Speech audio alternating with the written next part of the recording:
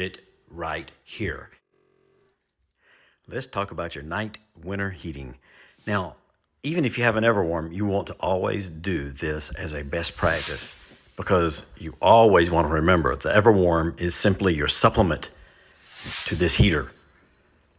Even though this heater is not going to be running most of the time, but that heater needs to be there right where I'm showing it, so that way if the Everwarm stops in the middle of the night, that heater will kick on as it gets cold enough. Now let's talk about heaters you do not want to use. If your heater has glowing elements in it like this, do not use it. It's a fire risk waiting to happen. If you have a heater where you can see metal coiled wires, do not use it.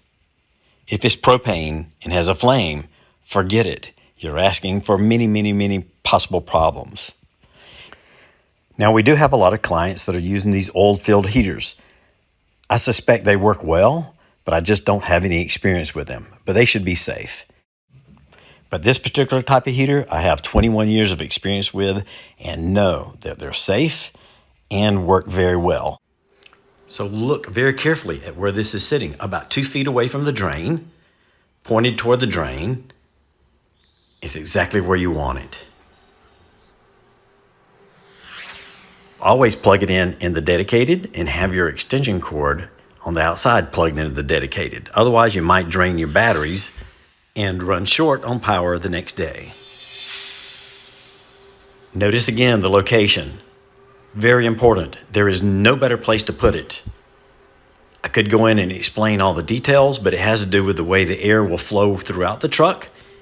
Putting it anywhere else can actually increase freezing probabilities in the back of the truck. Put it right here. And make sure you set the temperature appropriate for the evening.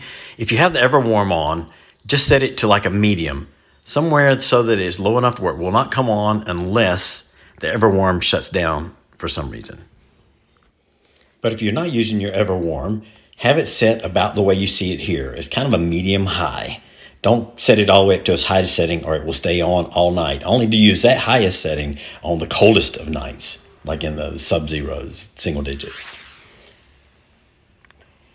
And a common mistake is to set the heater thermostat to a low, because at low it cannot stop the back of the truck from freezing. You must put it on this medium high.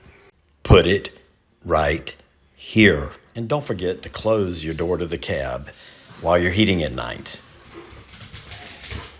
The windshield and the door windows get very cold and allow a lot of cold air to roll off and into the grooming area, so keep it closed. If you have a window on your big slider door, you want to make sure you cover this at night.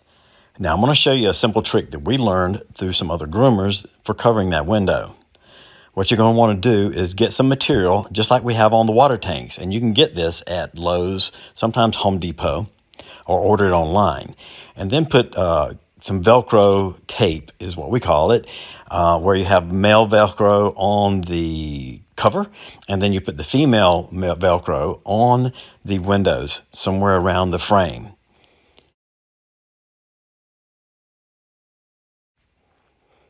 And then at night, when you're needing to heat the truck, simply apply the cover to the window. The goal here is to reduce the air that can flow off of that glass, because that air that's flowing off that glass is going to be very cold and start filling up your floor with cold air. Doing this will help you keep the truck from freezing at night, but always remember this one last critical component when it comes to the placement of the heater.